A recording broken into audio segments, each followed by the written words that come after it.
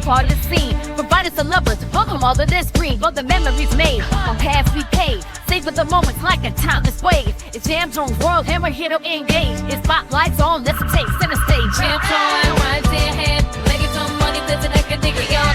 Just like hey, I'm getting so grand. Sisters so fun, she will make me even known. Here I'm in the champ, it's for me.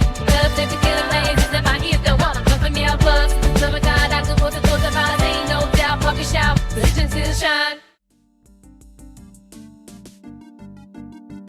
Welcome back to the Anti-Bully Podcast. Joining me now is the Golden Glove champion, D Love. How you doing, buddy? Hey, guy. I'm okay. So, we've been talking about people who is going through a tough time, and I wanted to try to change the subject to grieving and recovery.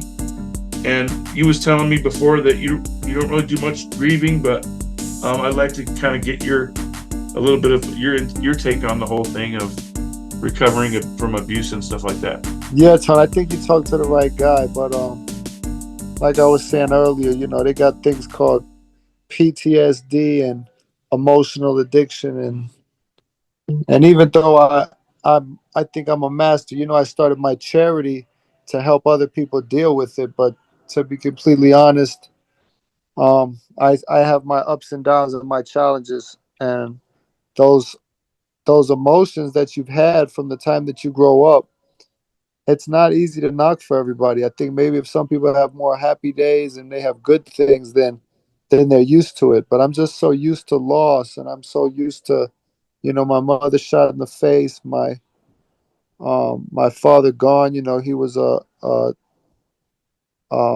he had made choices to put himself in trouble and molesting his children, so he ended up disenfranchised. He's lost in a world where he can't really communicate to people because he don't trust anybody.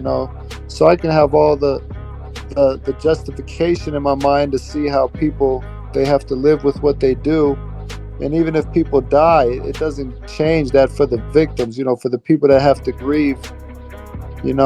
I've dealt with my mother because I can still talk to her, so I don't have to grieve about them being dead, because I don't believe in death. I think we always live forever, but I'm still stuck with that mentality of suffering, and I probably create my own reality without knowing it, subconsciously. Well, I was telling someone else on here, I might have been you, because we come on the podcast quite a bit. I was telling someone on here that when I say grieving, they think that we're just talking about like somebody dying and having to deal with that. But there's a lot of other things that you could be grieving from. I think that really nobody wants to live with regret, remorse, guilt, nothing like that lingers on. We all want to have peace. And like when somebody bullies you, sometimes they get, we let them rent real estate in our head, you know what I'm saying?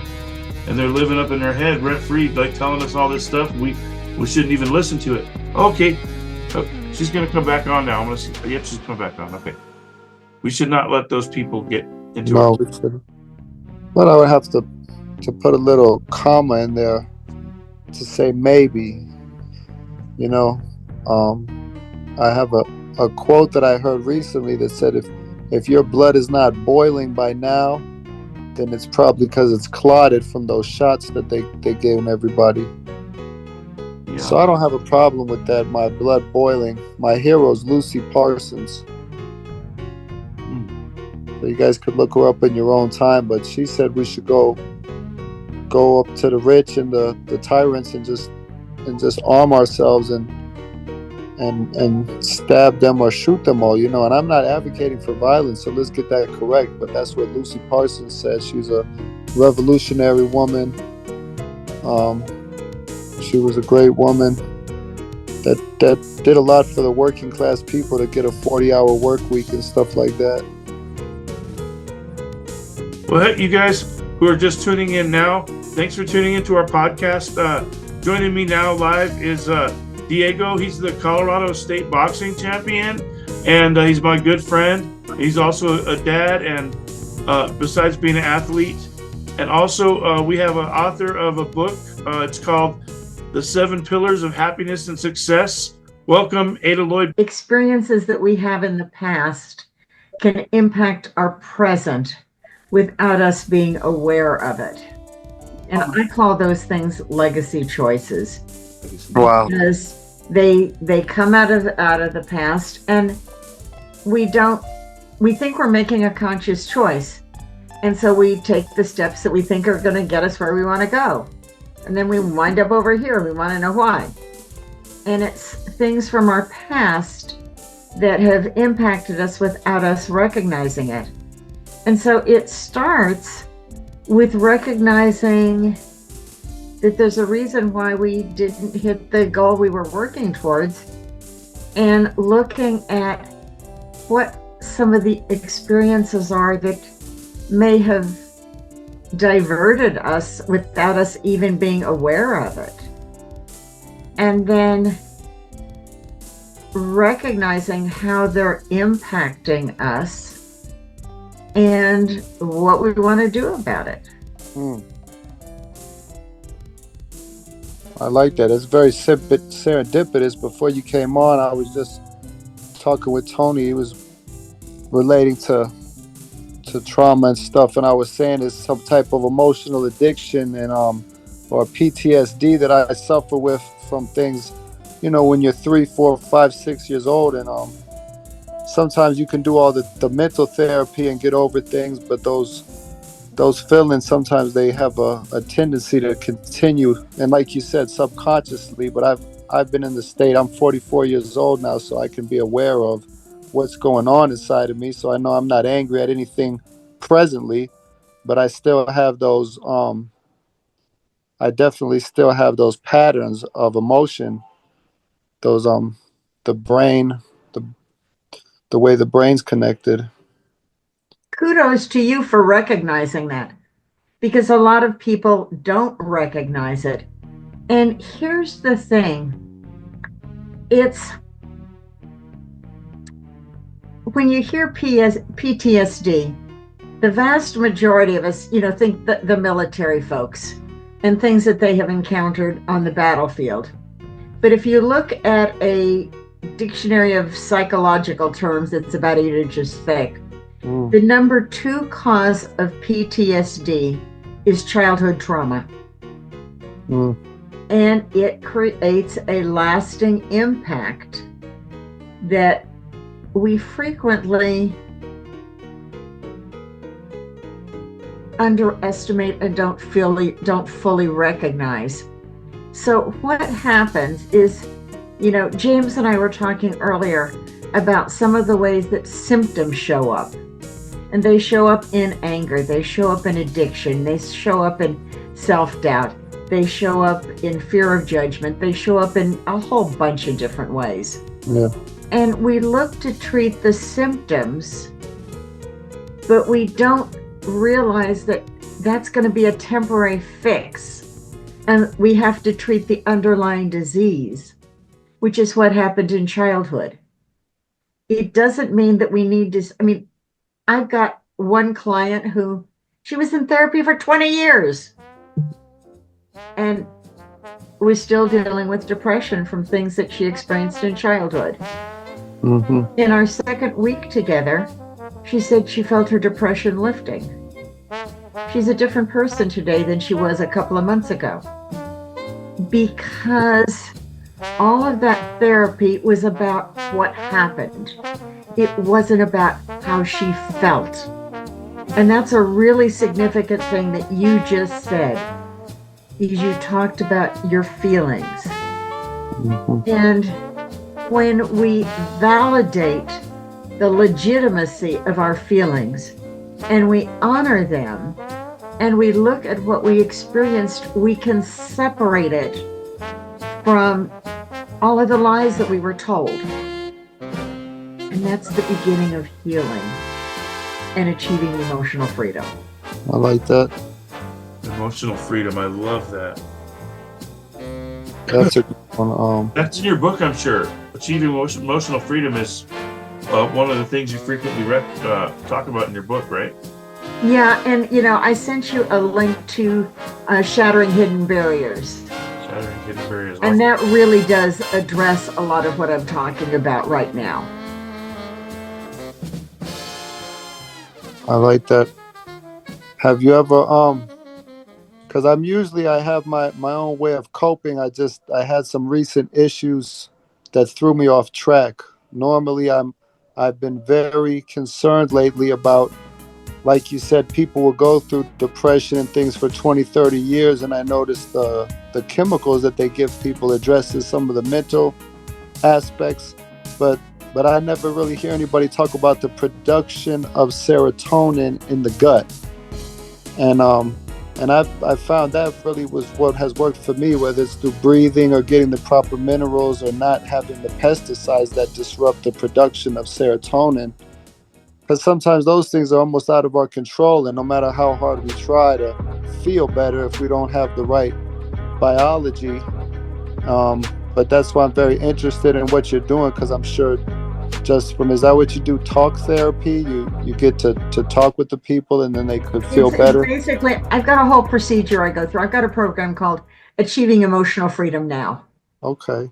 And we go through what happened, how they felt about it, separating their stories from their abusers and enablers' stories, the bullies' stories. Yeah. Getting rid of those stories, tossing them in the dumpster so they can own their story, quieting the voices that are the legacy of their stories, and then moving on to creating their unique definition of success using the 7 pillars so that they know when to say yes and when to say no. And they've got a roadmap that's going to take them where they want to go. Now, you were talking about chemicals and serotonin and that a couple of minutes ago. Here's a couple of things I want to toss into that conversation.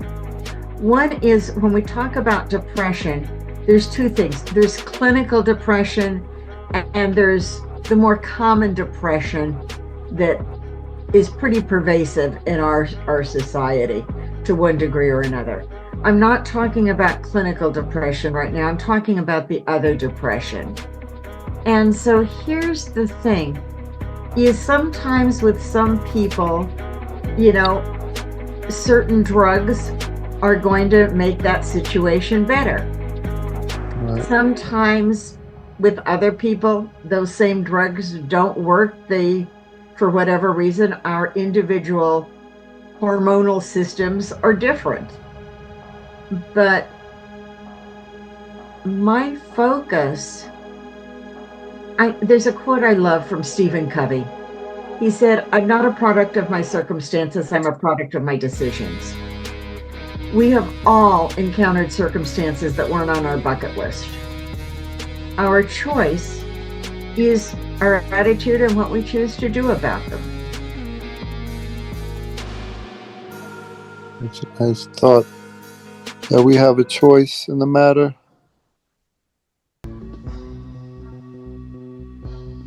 Yeah, I believe that freedom of choice is the greatest freedom we have.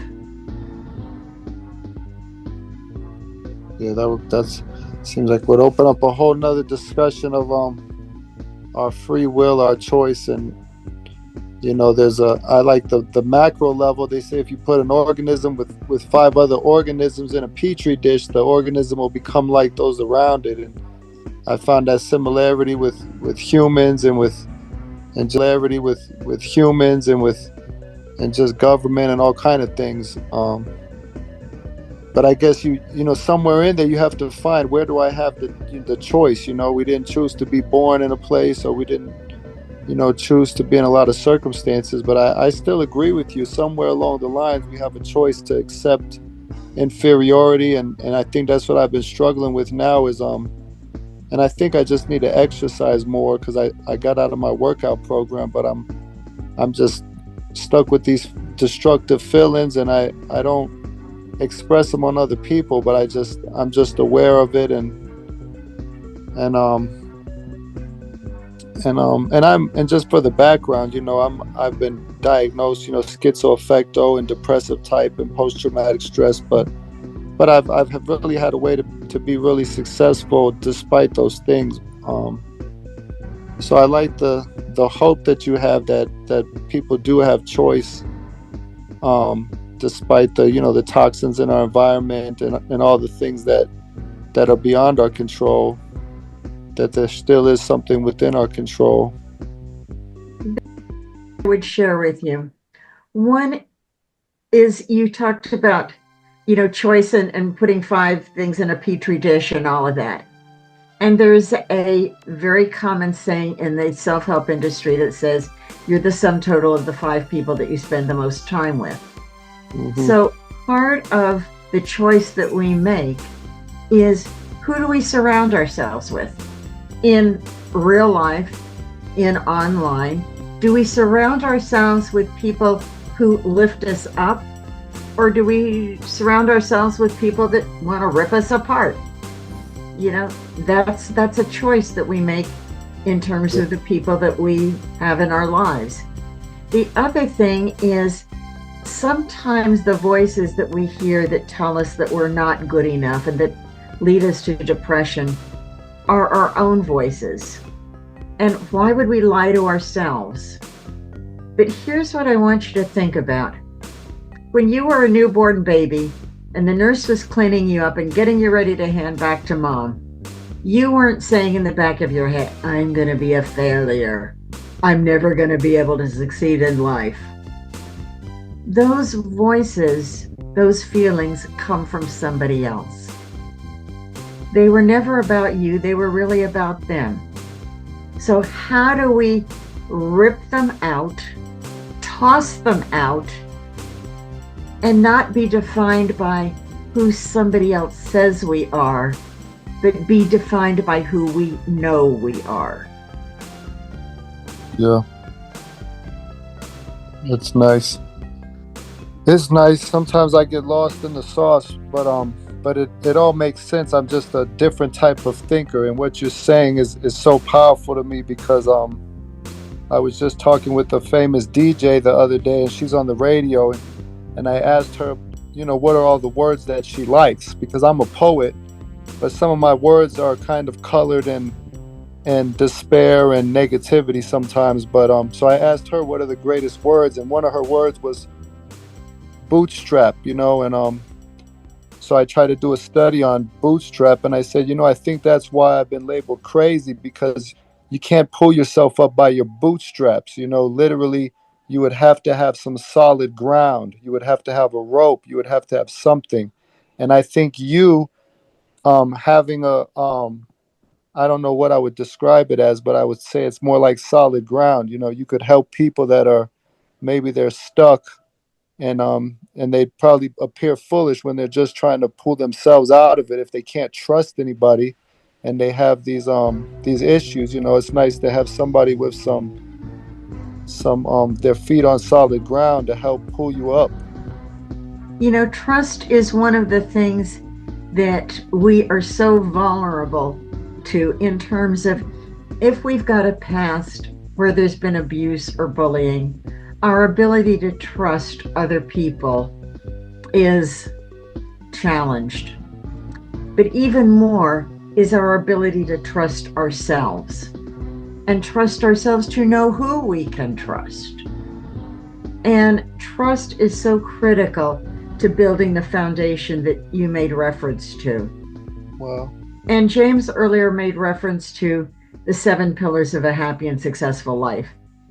And I believe that is a great foundation on which to build, because those pillars are personal, your relationship with yourself; physical, everything about your health and your body; emotional is largely about resiliency; spiritual, however you define spiritual; professional, whatever brings money into the household; financial is largely about stability; and relationships of all kinds.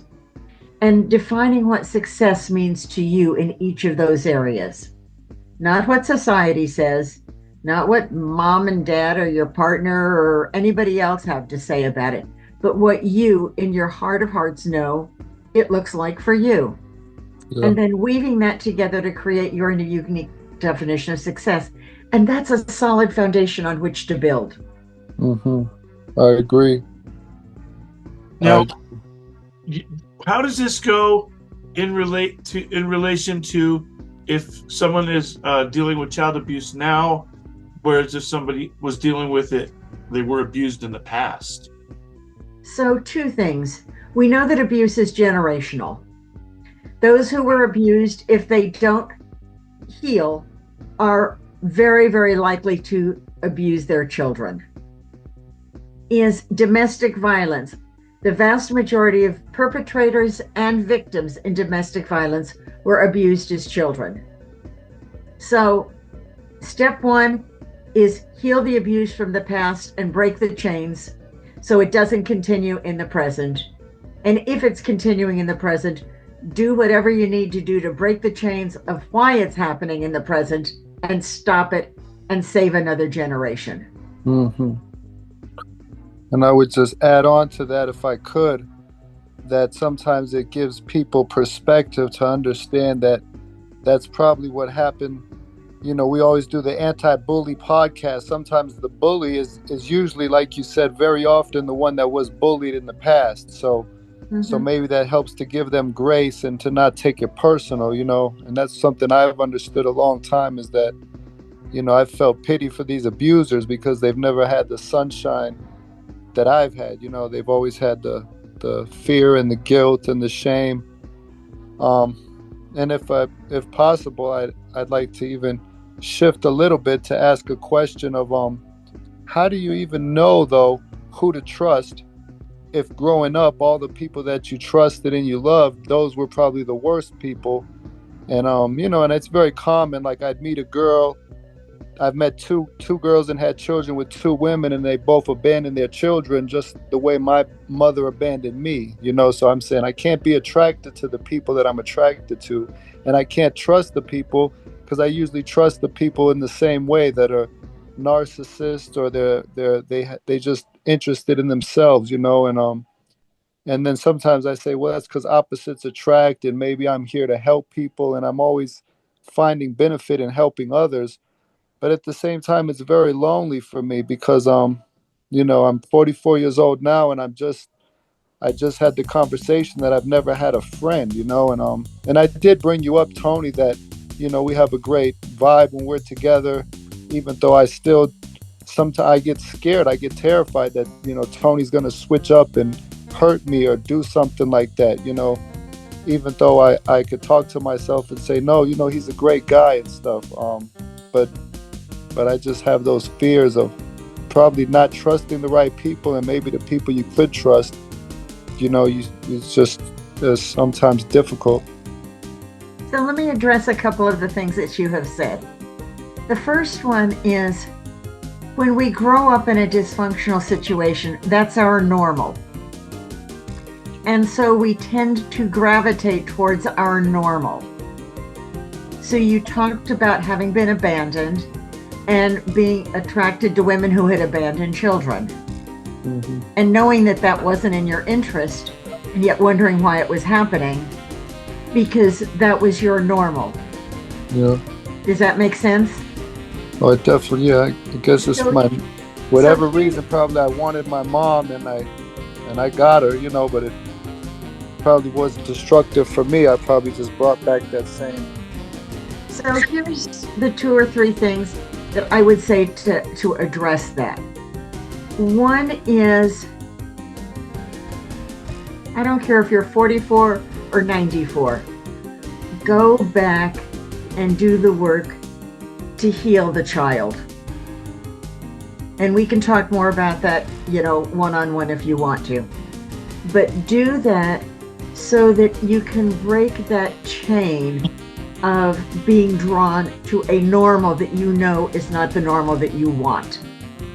Number 2, in terms of trusting, we have a vulnerability.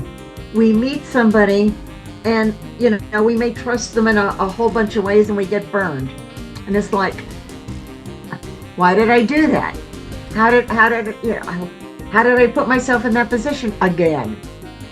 When you meet somebody, trust them in very superficial ways. When you see that trust honored, you can trust them a little bit more. When you see that trust honored, you can trust them a little bit more. It's an incremental process.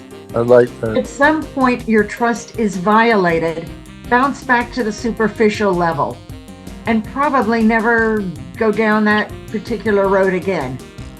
Because once somebody has betrayed you, the chances of them betraying you again are really high. Yes. Are you still there? Yeah, we have about 10 more minutes. We got about 10 more minutes before we have to go to a commercial break. We can run a third segment if you guys want to, but for the next 10 minutes, I want you guys to talk about the same subject because I think it's really awesome. There was one thing that you said earlier about defining success the way you see, you said defining success, personalizing it, so where it's instead of accepting other people's idea of success. Yes, that's great. So when you take those 7 pillars that I talked about earlier and you weave them together, you can create your unique definition of success. It will be different than anybody else's because you're unique. You're different than somebody else. And it's not like it's carved in cement and it has to last in perpetuity. Life changes, circumstances change. It's a living document. Personally, I go back once a year and I look through my 7 pillars and I update my unique definition of success. And it doesn't change massively, but it changes in some nuances and focuses. And because there's 7 pillars, it doesn't mean that 1/7 of your attention needs to be devoted to each of those pillars. At different stages in our lives, different ones are more important. And that's okay. When you revisit it, a different one may be more important, but that allows you to focus on what success looks like to you. And I would. don't worry about what somebody else thinks or what somebody else says, but own who you are. Yes. And be comfortable in your own skin. Yes, I definitely testify to that. That's something I've been going through. I've always been extremely successful at whether it's starting businesses or getting money, or when I finally decided just to open up and accept my disability, and that's given me plenty of time to heal and deal with myself. And but now I'm really, more obstacles are thrown at you, and then you kind of redefine, do I really want to be handicapped forever? And that's what I'm struggling with, is I have you start taking on these big tasks and stuff, and then and sometimes it can bring stress back into your life, and then like you said, you got to keep steering the boat to decide how it's going to change. So I like that, how it is an ever-changing thing. One of the things that you mentioned is handicap and stress. Mm-hmm. And I don't know whether you can see on the screen right now, I'm sitting in a wheelchair. I deal with some issues. I use a walker part of the time. I use a wheelchair part of the time, from some unplanned adventures that were circumstances that were never on my bucket list. But here's one of the things I have learned the hard way, is that stress comes out physically and increases pain. So part of my challenge is to structure life in a way that I have minimal stress. And I know what creates stress for me, and it may be totally different than what creates stress for you. But if you're dealing with a handicap or a disability, and I don't know what it is, so this may or may not be relevant, but structure your goals with respecting what those limitations are, so that it's not that you don't push yourself, it's that you don't push yourself in ways and areas that are going to increase your stress level and cause other problems. Yeah. Yeah, that's a nice thing to try to navigate those and what you can and can't do. I think that's something I'm still figuring out of my limitations. Even with you, when you first say that, I want to tell you right away, do you exercise from the wheelchair often? Yeah, I have PT I do every day.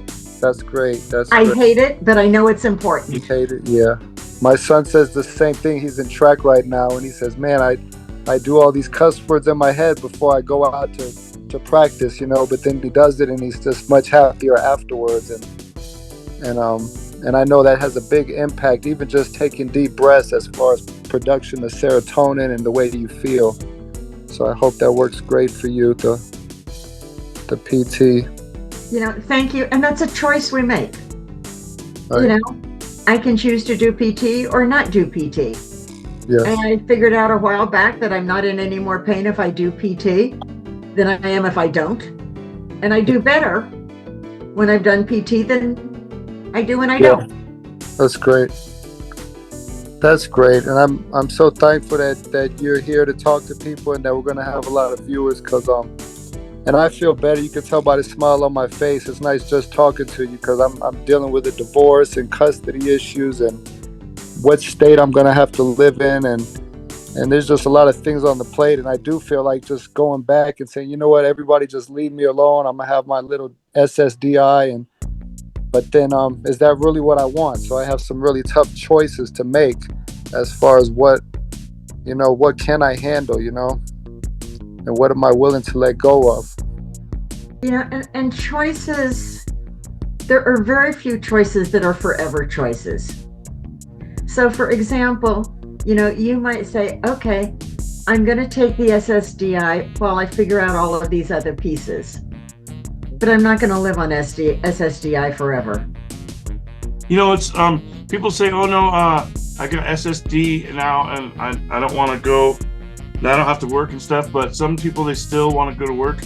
Did you know you can you can earn like up to $1,600 a month and get SSDI now? So you can earn and you can receive those benefits. I don't know if you guys know that, but that's great. That's just one thing I want. Yeah. So you don't have to give up hope if you have to get a little bit of help. We only got 2 minutes and 2.5 minutes left before the break. And so before we do that, can you tell us a little bit about your 501c3 Unstultified and Create Paradise Ministries and stuff in a nutshell? Okay. Well, in a nutshell, it's kind of like I mentioned, it's more of a scientific approach to feeling better. And it's something that I know you, Tony, we've done that together. You just seeing how jumping rope and moving around, it really motivates you. It really gets those good feelings. And but don't overdo it though. And the breathing no, definitely don't overdo it. But even if you're older, or I'll do just sometimes breathing, and there's so much scientific. So I'd say do your own research as to how the breathing could help. And that's just one of the things I bit off. I did manage to accomplish the charity, but like I said, now I'm kind of getting scared and I'm thinking, man, can I even do it, and maybe we'll talk about it next time.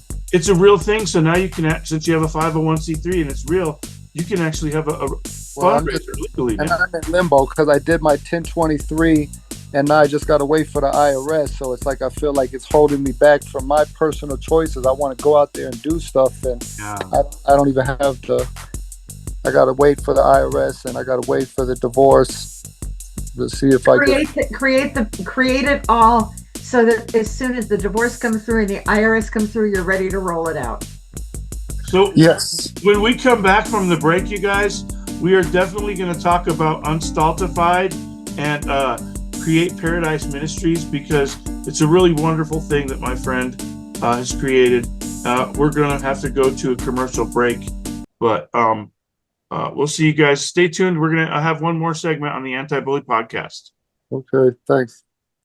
part of the scene. Provide us the lovers, welcome all of this green. All the memories made, on paths we paved. Savor the moments like a timeless wave. It's JamTone's world, and we're here to engage. It's spotlights on, let's take center stage. JamTone, right there, head. Making some money, flipping like a nigga, y'all.